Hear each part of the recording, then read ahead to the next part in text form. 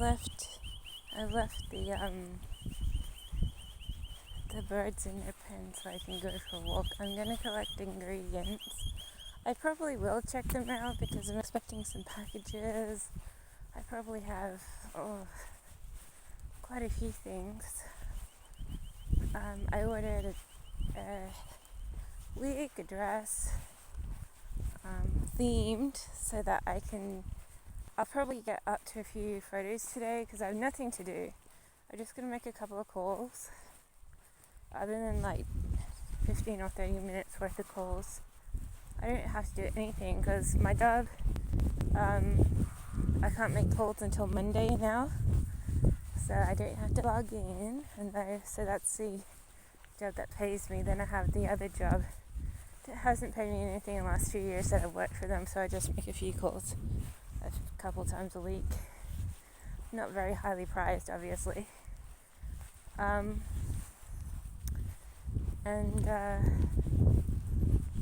What else? So I've got lots of time to do some photos today. I'm gonna make a video for a recruitment company, and I'll probably try again later to call this other person who wanted me to do an interview for an appointment setting position. Hopefully I get it. I've been trying to work with the company for over 10 years, and before I left Victoria, I almost got a job with them, but I just had put down the phone to put a bag down in my room, and then it rang, and by the time I got to the phone, they had moved on to their next caller and given them the job instead.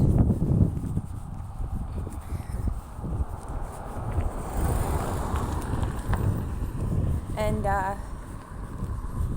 stuff, so that it was just bad luck. But I've been trying to work with them for ages, and it's only because it's been a challenge for me to work with them, and I'm trying to do better at interviews because I always make up stuff, and it's always coming down as, I don't know, like I don't know anything. Like I'm always saying my ums and ahs, and I'm not straightforward enough. I waffle on with explaining things, and time ticks. But I don't think they're available this week. I think they're going to be available from next week sometime. So I saved their number on my phone so that when they call, their number comes up, and I'll be like, yes. Hopefully they won't ring while I'm out of the house though. That's a little inconvenient. But my ankle still feels like it's sore. You could probably see a hole. There was a hole in the road somewhere over on this side. I tripped on it, and I swear I almost sprained it because my feet always keep feeling like they have very low cartilage or something. It feels like they're not very supported very well on the inside, and when I'm not wearing supportive shoes, it's even worse. But I swear I almost twisted my ankle the other day.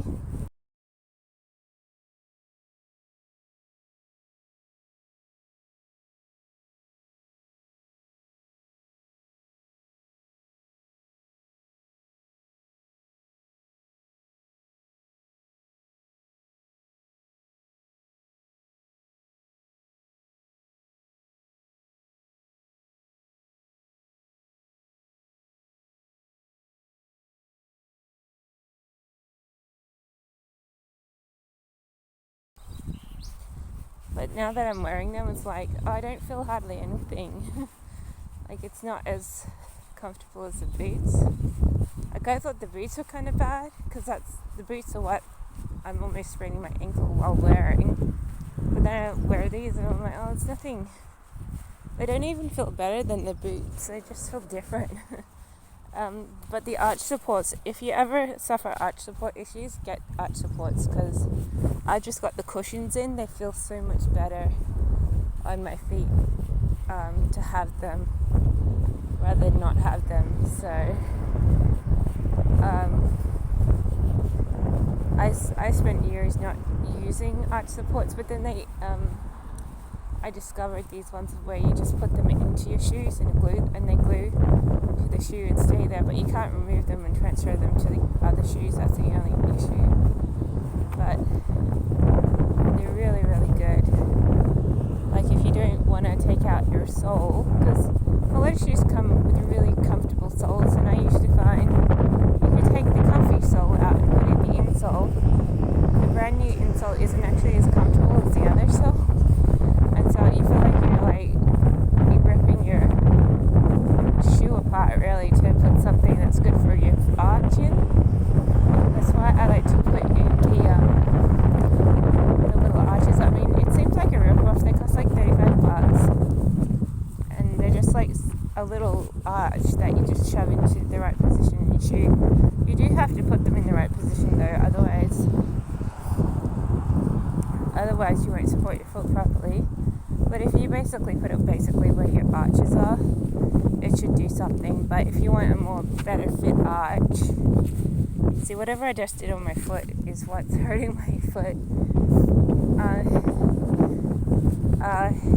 If you want a better fit arch, then get the full insoles and don't worry about the cushiness that you're missing on your feet, because they're not as cushy as the cushy insoles your shoe comes with. But they're okay. I used to actually get them put in at the store when I bought shoes at Athlete's Foot, because they just put in the insole when there, and then you leave with your shoe all fitted in the right place. So, but it does add an extra $50. You're going to pay $200 for shoes and another $50. You just have to combine it with the price of the shoe, because it's really good for your foot. I mean, I've tried to go without any arch support, and my feet just ended up a wreck. So they ended up all rolled in, very, very strange looking tread. It just looks different, it looks strange and weird. And it's like, that doesn't look healthy, and then you get told you're not distributing your weight right, and your feet are all rolled in, they're good. And it can lead to a lot of issues, like leg issues or back issues. So I've sort of learned my lesson. I still haven't fully I sort of learnt my lesson and make sure that I put insoles in, but I haven't put them in my boots yet, but I should. It's probably going to be something on my next expenditures list, because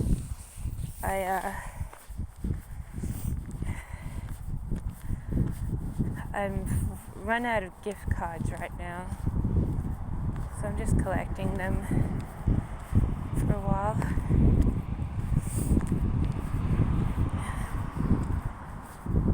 And yeah, you just collect them. I've sort of been lazy. I should be earning more money. You can literally earn $50 a week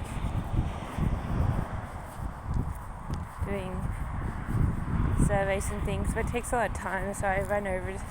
Some days I do them, some days I don't, and with me sleeping instead of waking up, I tend to not do as many, because when I first wake up is when I usually wake up to do surveys. First thing is the best time of the day, really. Yeah. But in any case, I'm getting huffy puffy now.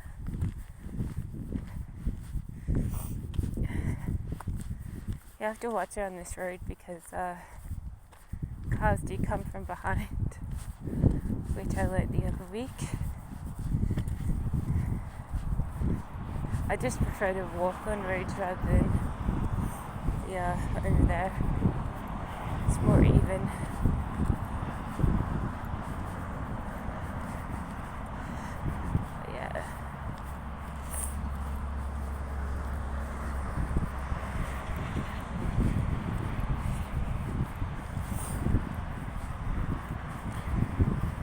But I think when I looked up sneakers with arch supports, I came up with specific shoes, and the ones that I bought apparently have arch support, or they have arch support bases, so they give you arch support from the bottom of the shoe or something, because they have a gel-like construction in the shoe base.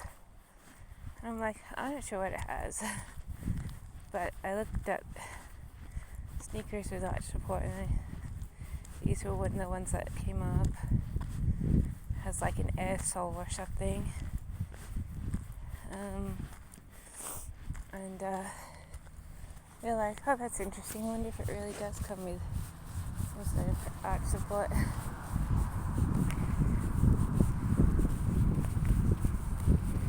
It cost me a little bucket, but I bought those shoes before. They should be nice and comfy. I was originally trying to get platform sneakers, so they're a little higher off the ground. So if you come across any snakes, you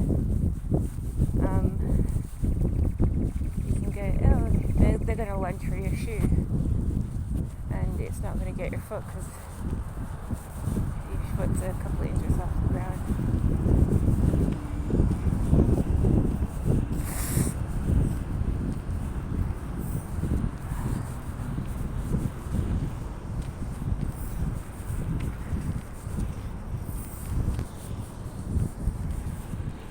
Having a crazy day with my nose. When the air's really cold, I was going to go out walking without my jacket. I'm so glad I put it on. I should actually zip it up before I reach the town. But anyway, my nose gets very cold very quickly. I end up blowing my nose all day if I don't get indoors. So while I'm walking outside, it's very cold. And it's like you got sniffles.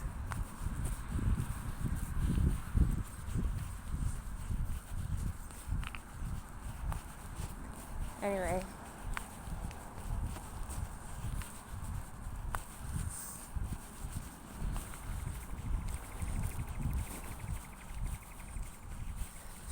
I think I will have to go to the post office. I'm not sure if I should probably zip up my coat. Hang on.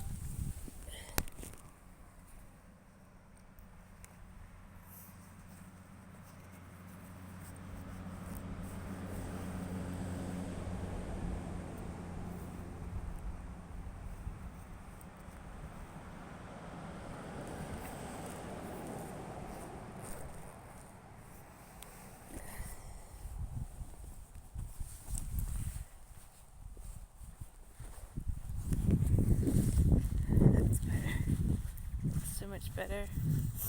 I'm wearing a daggy shirt.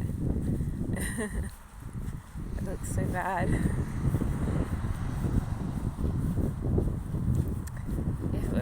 The green ones, it fits the best with my white skivvy.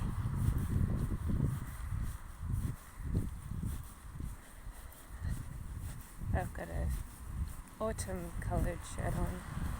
That's kind of, it doesn't fit right to make you look attractive. It just looks like a silly outfit combo. So I'm like, better zip myself up so people don't see what I'm wearing. It's not very attractive with my stomach fat as it is. It's not very exciting. And I'm thinking of making a mission to do a little bit more exercise. I feel like I'm doing a decent amount of general exercise, but I need more cardio. I'm only doing a little bit of cardio, so I was thinking, I only need like 10 to 20 minutes of dancing or something that makes you move. So at the moment I just do exercise and I'm just cardio. Better walking, but I need to move a little more, otherwise I will not lose weight.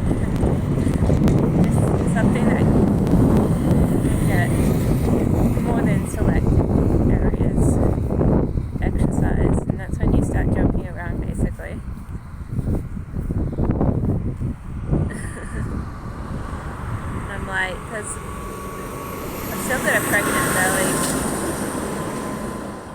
I feel so out of shape and I look out of shape. I look terrible. And I try to get a little bit more motivated to get a little bit more intact because otherwise I'm sort of just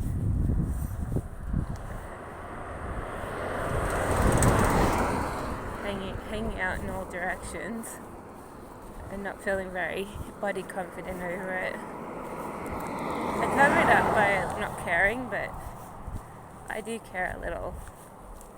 I could have a totally fit body, but my aim is just to get a little bit more movement to get this belly down because it's like I do some sit-ups, I do this and that, and it's finding a hard time to get down. Like I just look in the mirror and I'm like, yeah, that's where I've got it's a lot of sit down weight. Just been sitting down. My face has a lot of lay down weight because I've been laying down playing with my phone rather than doing exercises for a while, and I'm a lot fitter than I was a year ago, but it's still not really very fit. And I'm like going, I could look so much better if I just bothered to do a little bit more movement. So I have to like disco dance or something to just, I don't know, get you going a little because I sit and lay down too much. That's what my issue is. I entered a place to win a house and all I need is a house with a pool, really. And it's like, this could be my house. But I tried a lot of those houses that you can win. A lot of them are like in areas which have tornadoes and cyclones and huge floods. Sharks hang around in floods, so I don't necessarily like to win them. But I have lived in quite a few of them. And they can be, if you knew how to combat all these weather syndromes. But I just do a range of things, but it costs money. Like you're paying $10,000 to $20,000 just to settle down in your new apartment. The challenge is to make it weather worthy, to make it indestructible, so that you can live in it without paying higher and higher fees. So that's the challenge that you face when you win one of those charity lottery houses. And the cars you just trade in right away because they're always like got something defect in them, and a car person might be able to figure it out, but if you're not a car person you'll never figure it out. Like so I literally just drive, I literally just get the car and drive to the nearest car center and trade. And I'm like, yeah, I got my free car. Because they're dangerous to drive. Otherwise it'll just blow up, or you'll anyways. So because something backfires, and blue electricity lights the board, and then it gets sucked in recession, and then the car catches on fire or something, and you're like, happens every time.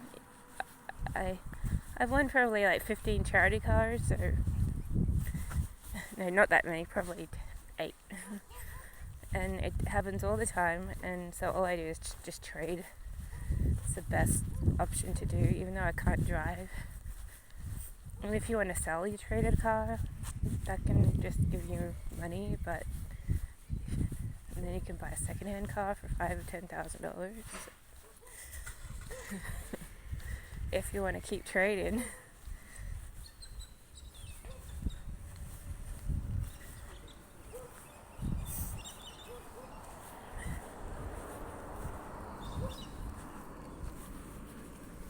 I like a good car, and the thing about the charity cars is you think, if it didn't have something wrong with it, it's the best car.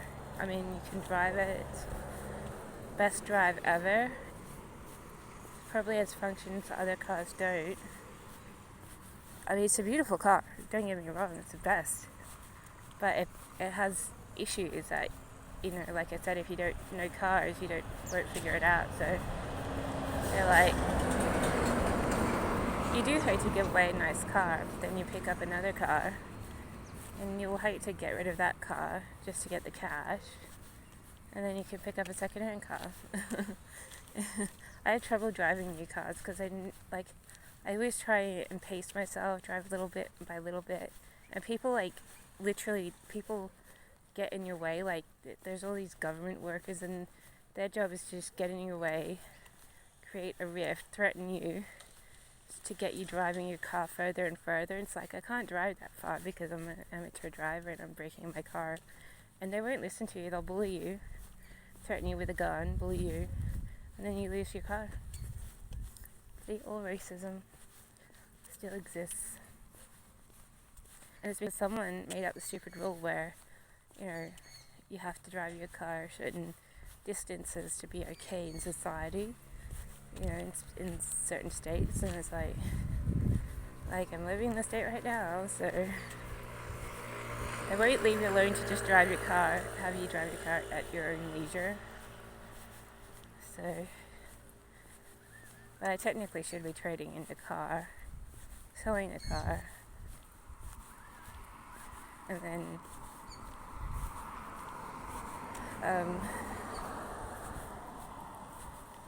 getting a second-hand car that's all broken in. Doesn't mean that I'll drive it anymore. I've driven second-hand cars before, the brakes didn't work.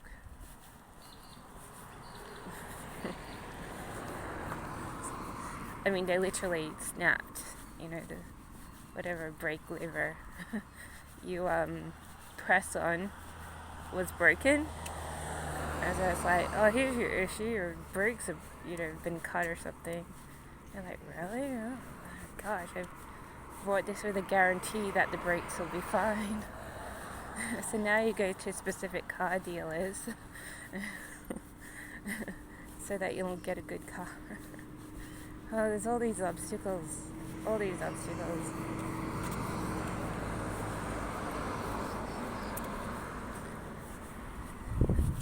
My foot still feels lousy. I keep saying that I have to massage it more. I have to massage it in my back. I keep forgetting to. I just have to put my massage kit on my bed and be like, this is what I'm going to be doing sometime today.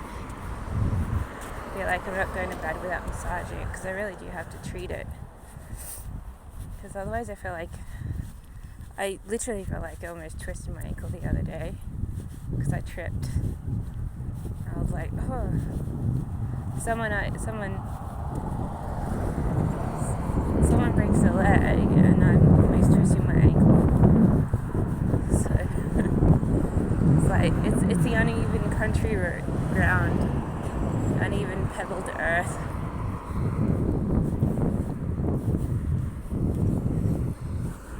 These shoes feel really good because they're arch supports. Enjoying the sensation, but they don't feel more supported than my boots. My boots feel like so much better. These ones feel flat and mangy. It's like, anyway.